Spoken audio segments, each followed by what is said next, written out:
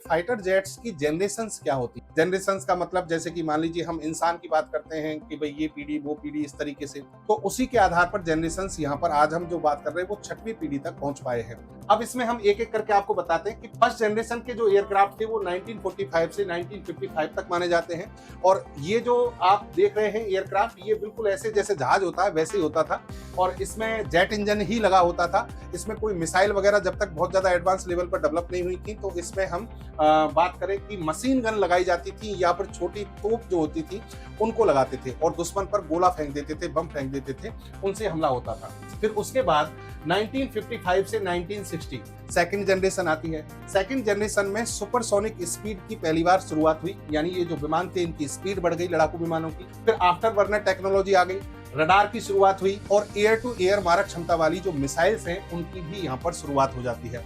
यानी कहने का मतलब यहाँ पर अपग्रेड कर दिया गया। थर्ड जनरेशन की बात करें हम, तो थर्ड जनरेशन में एक बहुत ज्यादा आमूलचूल परिवर्तन हुआ और वो था बियॉन्ड विजुअल रेंज मिसाइल्स का। बियॉन्ड विजुअल रेंज मिसाइल जो कि एयर टू एयर मारक क्षमता वाली होती हैं और ये बहुत ज्यादा दूरी पर स्थित किसी भी टारगेट को मार सकती हैं। एक विजुअल रेंज जो होती है लगभग 37 किलोमीटर के आसपास, जहां हमें टारगेट दिखाई नहीं देता, वहां भी ये अटैक कर सकती है, क्योंकि यहाँ पर रडार टेक्नोलॉजी का बहुत अच्छा उपयोग हो गया था। ये रडार के माध्यम से टारगेट को देखती हैं और फिर उस पर अटैक करती हैं। तो यहाँ पर बियॉन्ड विजुअल रेंज आ गई। डॉग फाइटिंग और ग्राउंड अटैक, ये सब चीजें जो है शामिल हो गई। फिर आप चौथी पीढ़ी में आ जाइए। चौथी पीढ़ी में कंप्यूटराइज सिस्टम का उपयोग हुआ, यानी कंप्यूटर का पहली बार इंटीग्रेशन हुआ और फ्लाई बाय वायर टेक्नोलॉजी जो है, यानी कंप्यूटर के द्वारा कंट्रोल करने की जो तकनीक है उसको यहाँ पर शामिल किया गया और एक तरीके से multi role fighter jet develop किए गए। फिर आती है 4.5 जनरेशन, यानी चौथी और पांचवी पीढ़ी के बीच में 4.5 जनरेशन है। 4.5 जनरेशन में एडवांस एवियोनिक्स का डेवलपमेंट किया गया।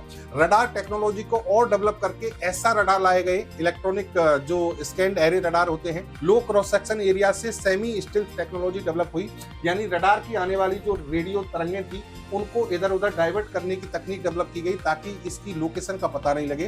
तो 4.5 जनरेशन में आप कह सकते हैं सेमी स्टिल्थ टेक्नोलॉजी का डेवलपमेंट हुआ। और फिर आ जाते हैं आप फिफ्थ जनरेशन में।